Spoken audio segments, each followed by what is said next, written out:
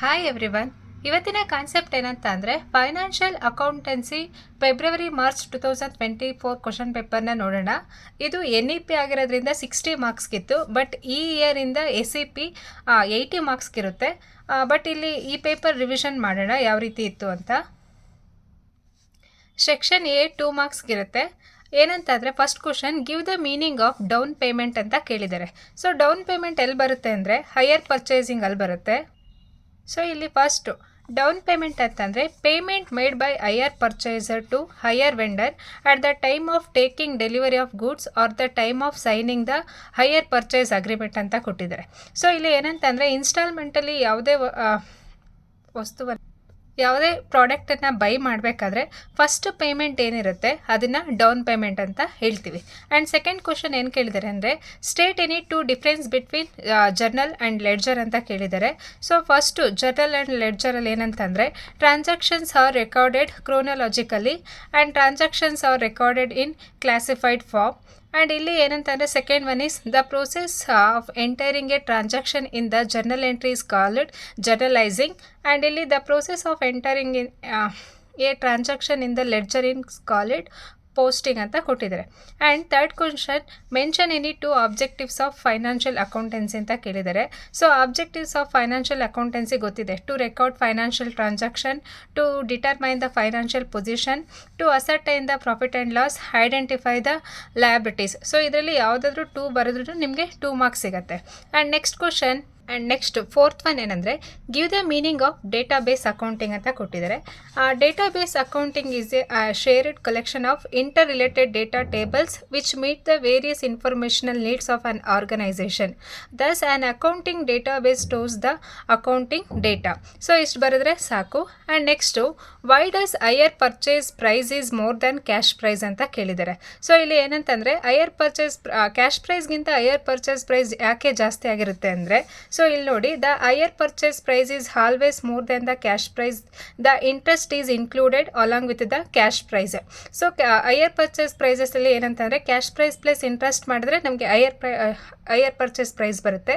So ಹಾಗಾಗಿ cash ಪ್ರೈಸ್ಗಿಂತ higher purchase price ಜಾಸ್ತಿ ಇರುತ್ತೆ. And next one is mention any two features of accounting ಅಂತ ಕೇಳಿದ್ದಾರೆ. ಫೀಚರ್ಸ್ ಆಫ್ ಅಕೌಂಟಿಂಗ್ ಅಂತ ಅಂದರೆ recording of financial transactions only, and recording and classifying, summarising and interpretating and communicating ಅಂತ ಕೊಟ್ಟಿದ್ದಾರೆ. 4ಅಲ್ಲಿ ಯಾವುದಾದ್ರೂ 2.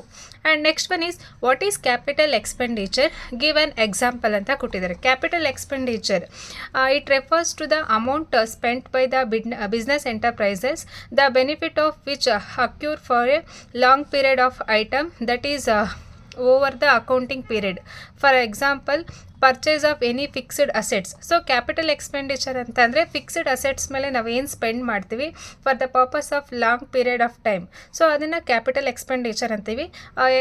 ಇದರಲ್ಲಿ ಯಾವುದಾದ್ರು ಅಂದರೆ ಲ್ಯಾಂಡು, ಬಿಲ್ಡಿಂಗು, ಮಷಿನರಿ ಯಾವುದಾದ್ರೂ ನೀವು ಎಕ್ಸಾಂಪಲ್ ಕೊಡ್ಬೋದು. ಆ್ಯಂಡ್ ನೆಕ್ಸ್ಟು ಇಲ್ಲಿ ಏನು ಕ್ವಶನ್ ಕೇಳಿದ್ದಾರೆ ಅಂದರೆ if assets are ₹7,50,000 and liabilities are ₹3,50,000, find out the amount of capital. So ಕ್ಯಾಪಿಟಲ್ಗೆ ಏನು ಫಾರ್ಮುಲಾ ಅಂತ ಅಂದರೆ ಅಸೆಟ್ಸಿಂದ ಲಯಬಿಲಿಟೀಸ್ನ ಲೆಸ್ ಮಾಡಿದ್ರೆ ನಮಗೆ ಕ್ಯಾಪಿಟಲ್ ಸಿಗುತ್ತೆ. ಸೊ ಇಲ್ಲಿ ಏನಂತಂದರೆ ಕ್ಯಾಪಿಟಲ್ ಪ್ಲಸ್ ಲಯಬಿಲಿಟೀಸ್ ಬಂದು ಟೋಟಲ್ ಲಯಬಿಲಿಟೀಸ್. ಸೊ ಇಲ್ಲಿ ಅಸೆಟ್ಸಲ್ಲಿ ಟೋಟಲ್ ಇರುತ್ತೆ. ಸೊ ಏನು ಫಾರ್ಮುಲಾ ಅಂತಂದರೆ capital is equal to assets minus liabilities. So assets ಎಷ್ಟಿದೆ ಅಂತಂದರೆ ಇದರಲ್ಲಿ 7,50,000 ಇದೆ, ಆ್ಯಂಡ್ ಲಯಬಿಲಿಟೀಸ್ ಬಂದು 3,50,000 ಇದೆ. ಲೆಸ್ ಮಾಡಿದ್ರೆ ಕ್ಯಾಪಿಟಲ್ ಬಂದು 4 lakh. ಸೊ ಇಲ್ಲಿ ಟೋಟಲ್ ಸೆಕ್ಷನ್ನು 12 ಮಾರ್ಕ್ಸ್ಗೆ ಇತ್ತು, ಅಂದರೆ 6 ಕ್ವಶನ್ನ ಅಟೆಂಡ್ ಮಾಡಬೇಕಾಗಿತ್ತು. ಸೊ ಇದರಲ್ಲಿ ಇದಿಷ್ಟು ಆನ್ಸರ್ ಇಲ್ಲಿದೆ. ಅದಾದಮೇಲೆ ನೆಕ್ಸ್ಟು ಸೆಕ್ಷನ್ ಬಿಲಿ ನೋಡೋಣ. ಸೆಕ್ಷನ್ ಬಿನಲ್ಲಿ 3 ಕ್ವಶನ್ ಅಟೆಂಡ್ ಮಾಡಬೇಕಾಗಿರುತ್ತೆ 4 ಮಾರ್ಕ್ಸ್ಗೆ, ಟೋಟಲ್ 12 ಮಾರ್ಕ್ಸ್. ಅದರಲ್ಲಿ ಸೆಕೆಂಡ್ ಕ್ವಶನ್ ಏನಂತಂದರೆ what are the functions of accounting ಅಂತ ಕೇಳಿದ್ದಾರೆ. ಫಂಕ್ಷನ್ಸ್ ಆಫ್ ಅಕೌಂಟಿಂಗ್ನ ವಿತ್ ಪಾಯಿಂಟ್ಸ್ ಎಕ್ಸ್ಪ್ಲನೇಷನ್ ಮಾಡಬೇಕು. ಸೊ ಇಲ್ಲಿ ಫಂಕ್ಷನ್ಸ್ ಆಫ್ ಅಕೌಂಟಿಂಗ್ ಫಸ್ಟ್ ಏನಂತಂದರೆ ಕೀಪಿಂಗ್ ಸಿಸ್ಟಮ್ಯಾಟಿಕ್ ರೆಕಾರ್ಡ್ಸ್ ಅಂತ ಕೊಟ್ಟಿದ್ದಾರೆ. As a language of business accounting is to report the result of most business events. Hence, its a main functions to keep a systematic record of these events. The functions of embarrassed recording transaction in journal and subsidiary books like cash books, sales books, etc. Posting them to ledger account and ultimately preparing the financial statements, that is final accounts. So this is first point, keeping systematic record. And second one ಬಂದು communicating the result.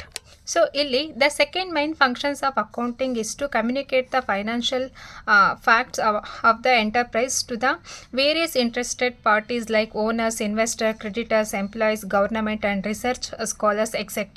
So ಇಲ್ಲಿ ಏನಂತಂದರೆ company financial performance ಏನಿದೆ ಅದ್ರ proper ಇನ್ಫಾರ್ಮೇಷನ್ನ communicate ಮಾಡಬೇಕು. ಅದ್ರ related parties ಯಾರಿರ್ತಾರೆ ಅಂದರೆ owners, investor, creditors, employees, government and research scholar, etcetera. The purpose of this function is to enable these parties to have better understanding of the business and to make sound and realistic economics decisions. So proper ಆಗಿ ರಿಸಲ್ಟನ್ನ convey ಮಾಡಿದ್ರೆ ಅವ್ರಿಗೆ next better ಡಿಸಿಷನ್ಸ್ನ ತೊಗೊಳಕ್ಕೆ it will help. And next one is meeting the legal requirements. Accounting aims at fulfilling the legal requirements especially of the tax authorities and regulators of the business. It discharge the functions in accordance with the certain fundamental truth and uniform the enforcement of generally accepted accounting principles. And next one is protecting the properties of the business. Accounting helps to protecting the properties of the business. So ಇದಿಷ್ಟನ್ನು ಕೂಡ functions of accounting. So 4 to 5 points ಬರೆದು explain ಮಾಡಿದ್ರೆ ನಿಮಗೆ 4 marks ಸಿಗುತ್ತೆ. ಅದಾದಮೇಲೆ next question ಏನಿದೆ ಅಂತ ನೋಡೋಣ. ಬ್ರಾಂಚ್ ಅಕೌಂಟ್ ಮೇಲೆ ಒಂದು ಪ್ರಾಬ್ಲಮ್ ಕೇಳಿದ್ದಾರೆ. ಏನಂತಂದರೆ Rao enterprises of Mysuru has branch at Tumakuru. Prepare branch account in the books of head office from the following year for the ended 31st March 2023. Branch stock on 1/4/2022 ಅಂದರೆ ಇದು opening stock ಎಷ್ಟಿದೆ ಅಂತಂದರೆ 3,20,000. Branch petty cash on 1/4/2022 ಎಷ್ಟಿದೆ ಅಂತಂದರೆ 9,000. Goods sent to branch 5 lakh. Goods return to head office 75,000. Cash sales at branch for ₹2023 ಎಷ್ಟಿದೆ ಅಂದರೆ 7,50,000 ಇದೆ. Cash sent to branch for expenses for salaries 42,000, for rent 18,000, for petty cash 9,000. Total ಎಷ್ಟು ಅಂತಂದರೆ 69,000 ಇದೆ. Petty cash expenses at branch ಎಷ್ಟಾಗಿದೆ ಅಂದರೆ 8,200. Branch stock on 31/3/2023 ಬಂದು ಇದು ಕ್ಲೋಸಿಂಗ್ ಸ್ಟಾಕು 3,98,000 ಇದೆ. ಸೊ ಇಲ್ಲಿ ಏನಂತಂದರೆ ಬ್ರಾಂಚ್ ಅಕೌಂಟ್ನ ಪ್ರಿಪೇರ್ ಮಾಡಬೇಕು. Rao enterprise of Mysuru has at A branch at Tumakuru. So ಇಲ್ಲಿ ತುಮಕೂರಲ್ಲಿ ಬ್ರಾಂಚ್ ಇದೆ. ಸೊ ಈ ಒಂದು ಬ್ರಾಂಚಿಂದ ಏನೇನು ಎಕ್ಸ್ಪೆನ್ಸಸ್ ಆಯಿತು ಅದ್ರ ಮೇಲೆ ನಮಗೆ ಡೀಟೇಲ್ಸ್ ಕೊಟ್ಟಿದ್ದಾರೆ. ಸೊ ಹೆಡ್ ಆಫೀಸು ತುಮಕೂರು, ಹೌದು, ಎಂಟರ್ಪ್ರೈಸ್ ಬಂದು ಮೈಸೂರಲ್ಲಿದೆ. ಸೊ ಅಲ್ಲಿಂದ ಎಷ್ಟು ಗೂಡ್ಸ್ನ ಟ್ರಾನ್ಸಾಕ್ಷನ್ ಮಾಡಿದ್ದಾರೆ ಅದ್ರ ಮೇಲೆ ಒಂದು ಪ್ರಾಬ್ಲಮ್ನ ನೋಡೋಣ. It has Mysuru head office and Tumakuru branch, sorry for that. So ಇಲ್ಲಿ ಹೆಡ್ಡಿಂಗ್ ತಗೊಳ್ಳಿ, in the books of head office Rao enterprises of Mysuru Tumakuru branch account ಅಂತ ತಗೊಳ್ಳಿ. And particulars amount debit side credit side ತಗೊಳ್ಳಿ. ಸೊ ಇಲ್ಲಿ ಡೆಬಿಟ್ ಸೈಡ್ ಏನಂತ ಅಂದರೆ opening stock ಮತ್ತು all expenses. Credit side closing stock ಮತ್ತು ಆಲ್ ಇನ್ಕಮ್ಸ್ನ ನಾವು ರೆಕಾರ್ಡ್ ಮಾಡ್ತೀವಿ. First opening stock, branch stock on 1/4/2022 ಎಷ್ಟಿದೆ ಅಂತಂದರೆ ಟು ಸ್ಟಾಕ್ ಅಟ್ ಬ್ರಾಂಚ್ ಎಷ್ಟಿದೆ 3,20,000 ಇದೆ, ಅದನ್ನು ತಗೊಳ್ಳಿ. ಅದಾದಮೇಲೆ next branch petty cash on 1/4/2022 9,000 ಕೊಟ್ಟಿದ್ದಾರೆ. To petty cash at branch ಎಷ್ಟಿದೆ ಅಂದರೆ 9,000 ತೊಗೊಳ್ಳೋಣ. ಅದಾದಮೇಲೆ goods send to branch. So ಇಲ್ಲಿ ಹೆಡ್ ಆಫೀಸಿಂದ ಬ್ರಾಂಚ್ಗೆ ಎಷ್ಟು ಗೂಡ್ಸ್ನ ಸೆಂಡ್ ಮಾಡಿದ್ದಾರೆ ಅಂದರೆ 5 lakh. To goods send to branch ಎಷ್ಟು 5 lakh ತೊಗೊಳ್ಳಿ. ಅದಾದಮೇಲೆ ನೆಕ್ಸ್ಟು ಎಕ್ಸ್ಪೆನ್ಸಸ್ ಇದೆ, ಅದನ್ನು ನಾವು ಬ್ಯಾಂಕಲ್ಲಿ ಪೇ ಮಾಡಿರ್ತೀವಿ. ಸೊ ಟು ಬ್ಯಾಂಕ್ ಅಕೌಂಟ್ ಅಂತ ಎಕ್ಸ್ಪೆನ್ಸಸ್ನೆಲ್ಲ ರೆಕಾರ್ಡ್ ಮಾಡಬೇಕು. ಎಷ್ಟಂತಂದರೆ for salary 42,000, 32,000, for rent 18, for petty cash 9,000, total 69,000ನ ನಾವಿಲ್ಲಿ ರೆಕಾರ್ಡ್ ಮಾಡಿದ್ದೀವಿ.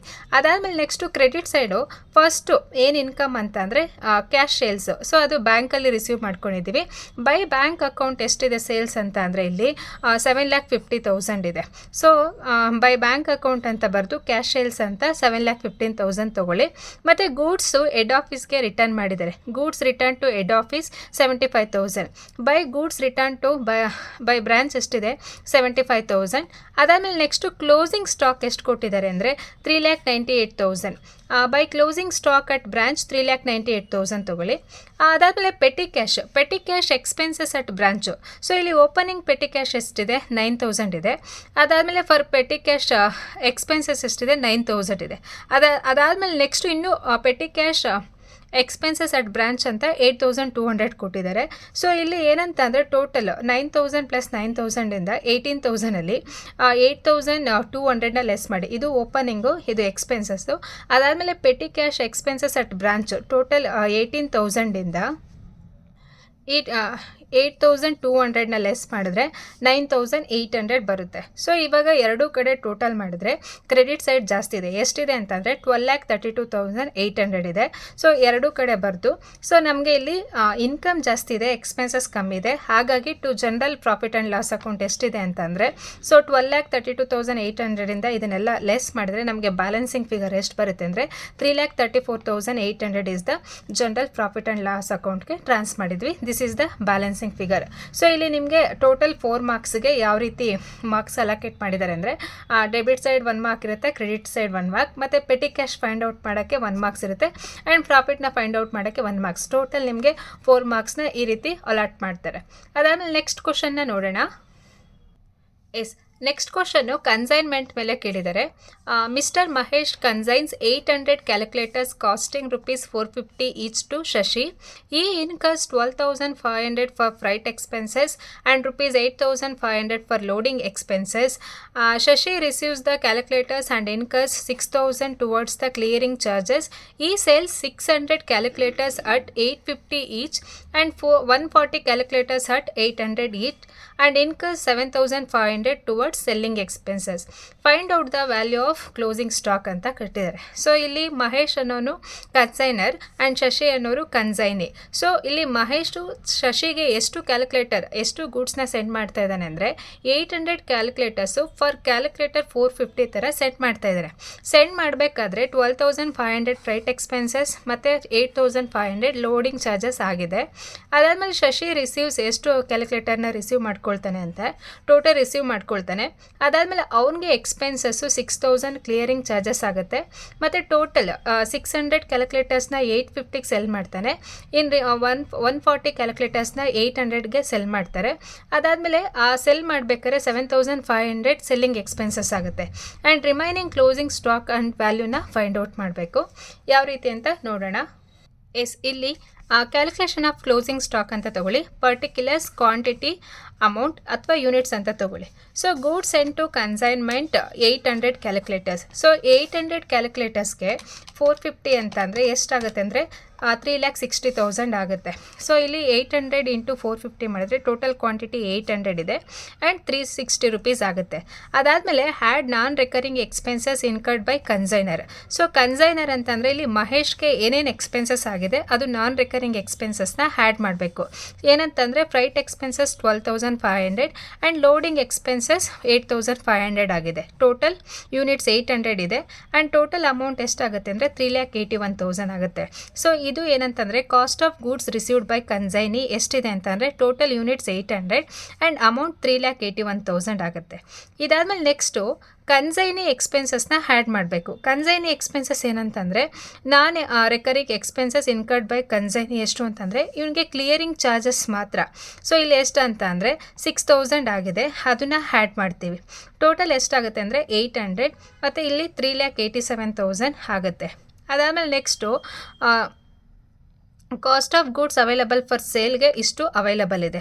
ಅದಾದಮೇಲೆ ನೆಕ್ಸ್ಟು ಇಲ್ಲಿ ಸೇಲ್ ಎಷ್ಟಾಗಿದೆ ಅಂತಂದರೆ ಇಲ್ಲಿ ಟೋಟಲ್ 600 ಆ್ಯಂಡ್ 420 ಕ್ಯಾಲ್ಕುಲೇಟರ್ಸ್ನ ಸೇಲ್ ಮಾಡಿದ್ದಾರೆ. Less quantity of goods cost of goods sold ಅಂದರೆ ಗೂಡ್ಸ್ ಸೋಲ್ಡ್ ಎಷ್ಟಾಗಿದೆ ಸೇಲ್ಸ್ನ ಲೆಸ್ ಮಾಡಬೇಕು. ಟೋಟಲ್ಲು 740 ಯೂನಿಟ್ಸ್ನ ಲೆಸ್ ಮಾಡಿದ್ರೆ ನಮಗೆ ಕ್ವಾಂಟಿಟಿ ಆಫ್ ಕ್ಲೋಸಿಂಗ್ ಸ್ಟಾಕ್ ಎಷ್ಟಿರುತ್ತೆ ಅಂದರೆ 60,000 ಇದೆ. ಸೊ ಇಲ್ಲಿ 60,000ಗೆ ನಾವು ಎಷ್ಟು ಅಮೌಂಟ್ ಅಂತ ಕ್ಯಾಲ್ಕುಲೇಟ್ ಮಾಡೋದಾದರೆ ಕ್ಲೋಸಿಂಗ್ ಸ್ಟಾಕ್ ಒಂದು ಫಾರ್ಮುಲಾ ಇದೆ. Closing stock is equal to value of goods available for sales divided by quantity of goods available for sale into quantity of closing stock ಮಾಡಿದ್ರೆ ಇಲ್ಲಿ value of goods available for sale ಎಷ್ಟಿದೆ ಅಂತಂದರೆ 3,87,000 ಇದೆ. Quantity of goods available for sale 800 ಇದೆ. 3,87,000 divided by 800 into 60 ಮಾಡಿದ್ರೆ closing stock ಎಷ್ಟು ಬರುತ್ತೆ ಅಂದರೆ 29,050 rupees ಬರುತ್ತೆ. ಆ್ಯಂಡ್ ಇಲ್ಲಿ ಏನಂತ ಅಂದರೆ ಸೆಲ್ಲಿಂಗ್ ಎಕ್ಸ್ಪೆನ್ಸಸ್ನ ಇಲ್ಲಿ ತೊಗೊಳಂಗಿಲ್ಲ, ಅದು ಏನಂತ ಅಂದರೆ ಸೇಲ್ ಮಾಡುವಾಗ ಆಗಿರುತ್ತೆ. ಹಾಗಾಗಿ ನಾನ್ ರೆಕರಿಂಗ್ ಎಕ್ಸ್ಪೆನ್ಸಸ್ ಅಷ್ಟೇ ತೊಗೊಂಡಿದೆ. ಸೊ ಇಷ್ಟು ಮಾಡಿದ್ರೆ ನಿಮಗೆ ಟೋಟಲ್ 4 ಮಾರ್ಕ್ಸ್. ಸೊ ಇದನ್ನು ಕ್ಯಾಲ್ಕುಲೇಟ್ ಮಾಡೋಕ್ಕೆ 2 ಮಾರ್ಕ್ಸು ಆ್ಯಂಡ್ ಈ ಫಾರ್ಮುಲಾಗೆ 1 ಮಾರ್ಕ್ಸ್ ಆ್ಯಂಡ್ ಇದನ್ನು ಕ್ಯಾಲ್ಕುಲೇಟ್ ಮಾಡೋಕ್ಕೆ 1 ಮಾರ್ಕ್ಸ್. ಸೊ ಇಲ್ಲಿ ಟೋಟಲ್ 4 ಮಾರ್ಕ್ಸ್ನ ಈ ರೀತಿ ಅಲಾಟ್ ಮಾಡ್ತಾರೆ. ಅದಾದಮೇಲೆ ನೆಕ್ಸ್ಟ್ ಕ್ವಶನ್ ಏನಿದೆ ಅಂದರೆ explain the advantages of cloud accounting ಅಂತ ಕೊಟ್ಟಿದ್ದಾರೆ.